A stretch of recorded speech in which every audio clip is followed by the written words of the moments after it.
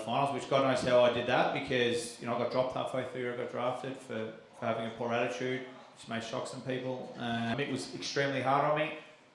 I remember in those team meetings, used to say some pretty mean stuff and say some personal stuff I didn't even know about myself. So that was kind of when the penny dropped, and there was a couple of other blokes on the side that were doing nothing but weren't getting yelled at. I was like, why isn't he yelling at them? Like, at least I've had 20 from the back pocket. They played in the win for 4 quarters, I've had 8.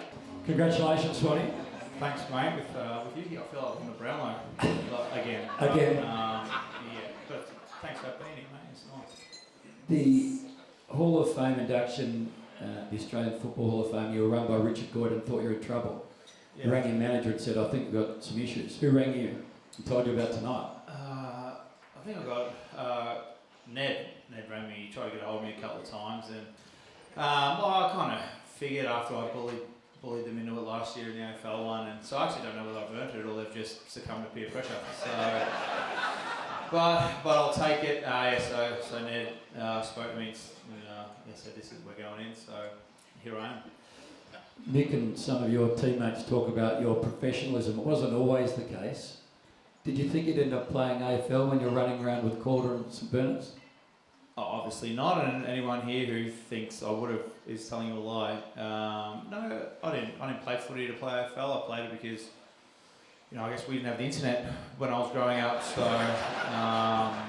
Fill in the days. Yeah, exactly. If you're inside, you have to do your homework. So you go outside, play basketball, footy and cricket like everyone else, and that's what I did. I wasn't good at much of it, and I wasn't good at footy, not in my first couple of years being drafted, but I played 3 good games as a junior, and there were the 3 finals on the MCG, and randomly enough, Mick came down on the eve of our finals at the Cannons and spoke to us and said what they look for to recruit, how they recruit kids, and he said, we look how they play in big games, there's no bigger games than finals, and I won player of the finals, which God knows how I did that because, I got dropped halfway through. I got drafted for having a poor attitude, which may shock some people, and not really getting a kick, but I played 3 good games and they drafted me off the back of that, so I was very lucky. You went at 58 in 2001, you played 30 games in the first 4 seasons. Were you thinking that a Brownlow and All-Australian jumpers and best and fairest were ahead of you at that time, or were you about to look for another trade? Yeah, no, obviously not. I got some wonderful memories from those first 4 years, but none of them got anything to do with football. They're a little hazy now. I was pretty good off the field, not so much on it, but no, clearly not. I struggled. I clearly didn't deserve to be on an AFL list. I certainly enjoyed myself, and I've tried to do my whole life, but no, clearly I struggled and battled away, and I probably didn't peak till I was 28, 27, 28. I just got better every single year, and clearly I got some chances. Obviously the best thing that happened to me, which I said in the AFL one, was it's not for everyone, but it worked for me. So if you are struggling to go out and do this, I went out and got arrested. I mean, a lot of teachers are teaching the kids that if you're struggling, get arrested. Well, it worked for me. It was a turning point in my career, and that was. And if that hadn't happened, and that moment hadn't happened, that blue hadn't happened, I'd probably just carry on another year and get the arse, and that's the end of me. But that was probably when I won't say I was put on the right path. I'd say I was put on a righter path than what I was on, and that was sort of end of 02, going into the 03 season. I played 3 games in that year, so it wasn't like I flipped the switch and turned it on. I didn't really get going although 7 or 8, so it was a slow burn, and thankfully we bottomed out and we went to the bottom, and as you know, clubs at AFL level, when you go to the bottom, they get rid of all the old blokes and they play the young kids to see what they've got. So I got 50 games I didn't deserve. It was extremely hard on me.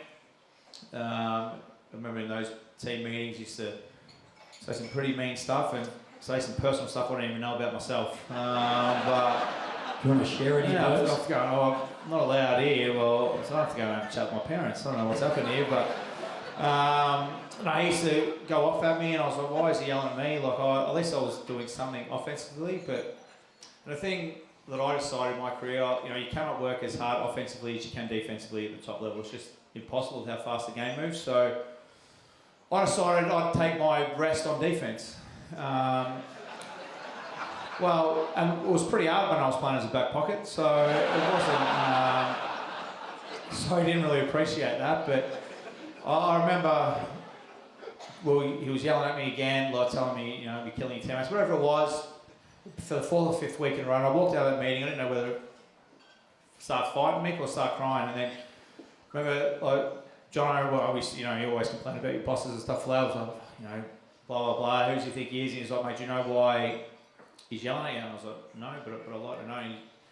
He's like, because he cares and he knows that you can make the best out of yourself. So that was kind of when the penny dropped, and there was a couple of other blokes on the side that were doing nothing but weren't getting yelled at. I was like, why isn't he yelling at them? Like, at least I've had 20 from the back pocket. They played in the wing for 4 quarters, about 8. Like, and then, well, he's not yelling at them because he knows they won't be a part of our next successful side, so they're just filling the gap until we get someone else. So that was kind of when the penny dropped. I was like, right, well, if Mick thinks I'm okay, let's have a go and see what happens. There were good years ahead. You'll see your father. Was there an incredible conversation after that arrest where your old man said, if you don't want to do it and you're really not into it, don't do it. Go and do something else. Yeah. Well, I was good at nothing else. That was the problem. Right. I'm still not. So I'm still playing footy.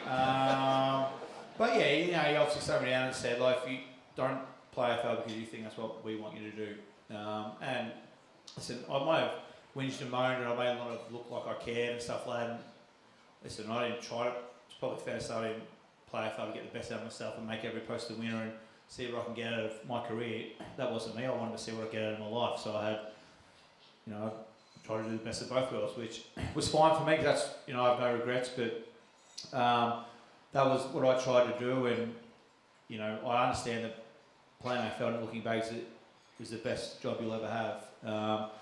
So that was, like I said, that's what happened. And I was like, you know what? Well, let's have a little bit. Let's give it a year and let's try, and let's put some effort in and see what happens. And like I said, this was sort of 03, and I didn't really start playing well-ish till 06, 07. So it was a long time, and I got very lucky. So many guys would come in that era, because we're on the bottom. We'd get top 10 draft.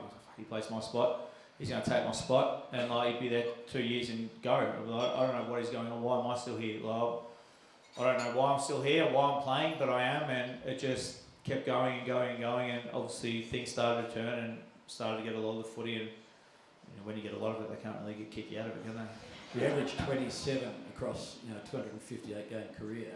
That period between 9, 10 and 11, you're surrounded by your best mates. You're playing in front of full houses. You're winning a lot. You're winning premierships and playing grand finals. It would be hard to imagine life would get too much better. No, absolutely not. That was obviously the peak of it. Playing well every weekend, winning every weekend, going out in Collingwood, everyone loves you, you're having a good time. And people sitting over there, I think, the Rat Pack, and hopefully one day the Rat Pack get put in here as a group. I think that, you're laughing, but I'm 100% serious. Mate, the Rat Pack is more known than some of the players here, let me tell you. So one day, we'd like to go in as a group. I'd like us all to go in as a group, but we'd go out, and I think why probably took a shine on us. We're relatable. We weren't. Well, I certainly wasn't on the Men for All Seasons calendar. I wasn't built like that. We're just normal everyday guys who just happen to play AFL on the MCG. We're out doing what everyone else is doing. Just happen to be playing on the MCG. So going and winning every week. Footy moves so fast when you win. All of a sudden it's 2012 and you've played 4 years. You had an unbelievable time. Wonderful footy trips. Won a lot of footy. Done what you've done individually. So yeah, those were the moments that you look back on and you like to like to pause those moments, but life happens and you move on, and so you look back fondly now. We'd like to be able to do the same things we were doing back then, but kids have ruined that, so you can't do that. But we get our moments every now and then. We've got the reunion Saturday, so we'll have a little bit of a go there. But how long does the reunion normally go for? Is it lunch or a week or a month? Until Monday. It starts Saturday. We'll be home by Sunday, some stage. Yeah, we go to America on Wednesday, so I'll be home by then. No particular Sunday. It'll just be a Sunday that you get home. What do you miss most? Well, I miss my mates the most. That's easily. I certainly don't miss and game day is the one thing I love. I didn't really rate training. I fumbled like everyone else, but I didn't need to be out there in the freezing cold doing lane work. It didn't help me. And I didn't probably recover from off the field more till Friday. So me being out there I didn't really need it. I didn't think. But what I miss most is being around the boys. That is, I don't care. Well, I care enough that Premiership and All Australians and Hall of Fame. That's great, but the thing that I care about the most, is my mates. I don't sit there and talk to my AFL Hall of Fame, certificate. Well, that doesn't happen. A couple of early mornings I have, which has been strange, but I've chatted to them, chatted to the walls and stuff like that, but we move on. So they're the people that I have the most pride in being, because being lucky enough to play Collingwood and being around those guys there, that's the thing I cherish the most, and we still catch up, and we're all best mates. So that is the thing that I absolutely miss the most, because if you work in an office, or you work 9 to 5, you cannot, even though the world is completely changing, and probably a lot of us wouldn't last in today's world, but the conversations you have, the laughs, the hard work, I guess, but just the stories you tell in the locker room and on away trips and footy trips, you can't get that, now with families and stuff like that. So that is the thing that I absolutely miss the most, yeah. You're incredible to watch. Always enjoy seeing you do your thing. I'm sure there's plenty of people we'd like to thank, particularly on table 15. I've thanked them enough, but so I enjoy this, because I think this puts a ribbon sort of on my career. So this is the end. This is the last thing that I'll have to get up here for. So enjoy this. Thank you. It's the last one you'll ever get. First, I've seen Lee Matthews, so it's nice to see Lee here. I know you're a big fan of mine, so thanks for coming down and seeing me, thank you. A bit shocked, the Kendrick Lamar concert though, which, but one thing about it, I don't know, the one thing I remember out of all the footy commentary, he actually said, 2010 commentary, he said it was the, he goes, I think he's actually gone past Ablett as the best player in the league, which it's just, we all know it's completely lie. I went past him in 2008.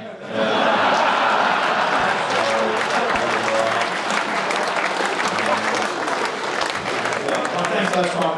We all know that's a lie. I guess thank quickly, because I've thanked them all before, to the fan. There's a lot of fans here, they're all just rich people as players. Thank you. So to the supporters as well, streaming, thanks very much. Honestly, because playing at a club like Collingwood, all the massive support you get, there's no doubt, and because of the love I received from the fans, and we, I guess, as a Rat Pack did, clearly you made me bigger than what I was, or what I am. So thank you for that, because without probably you and probably the Saturdays, I probably wouldn't be bigger than what I am. To the footy club, thank you very much. Well, that's what I said. I don't know whether I bullied you in or not, so I don't know whether to thank you or not. But thank you for the people who voted for me. I appreciate it. But yeah, the footy club, who gave me a chance. We gave me a lot of chances. I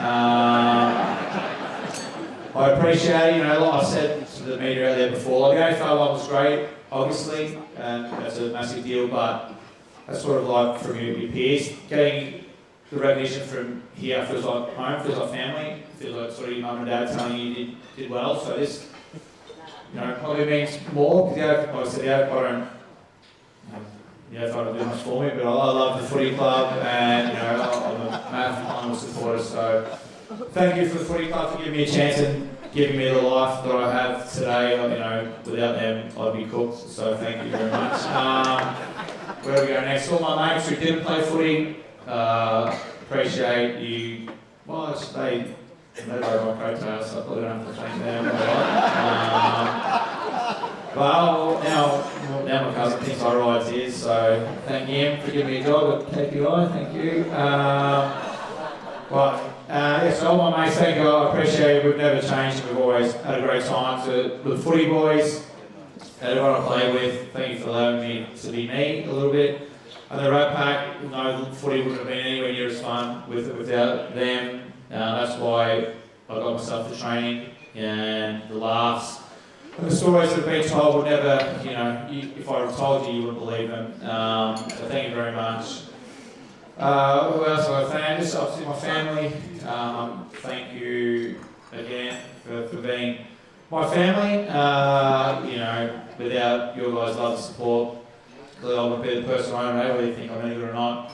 And then my children, my partner, I said it at the AFL one, but they had nothing to do with my career, so they're not getting thanks. But I love them. I don't necessarily like them all the time, but I love them clearly a lot. And then Taylor, obviously she's been through, got here in the end of 07, and that's what I won. I was my first best and fairest in 08, and all training from it. So she came at a good time. She came at a good but without her, which is strange to say, she, you know, some might not believe, but she actually pulled the reins in a little bit, which is, some may shock you. Imagine what would have happened if she wasn't here. So thank you very much. You've been awesome. You're an incredible mum. You let me somehow do what I do, and you're amazing. And well, the AFL one we have tonight and the Premiership reunion Saturday. So remember these kind words when I don't come home. And that's about it. If I forgot to thank you, I'll thank you in person. But whoever other coaches, you know, you made me the player I was. Both of you, whether you thought I was any good or not, you know, Mick gave me a heap of chances and moulded me to the player I was. Obviously, whether you thought I was any good or not. And both thank you for sort of letting me be me in a space. I wish we had some more success, but that's just life, unfortunately. And to the support staff, the volunteers who, you know, probably mostly the volunteers who work for free, spent 3 times the hours a week put in, looked after us all, did everything that we needed to be done. You know, I really appreciate the support, and you know, people like Mick and Butters who are on our table. You know, words don't express how much you made life easier at this footy club for me. So thank you very much. I'll love to be later, and yeah, thank you. Ladies and gentlemen, good one,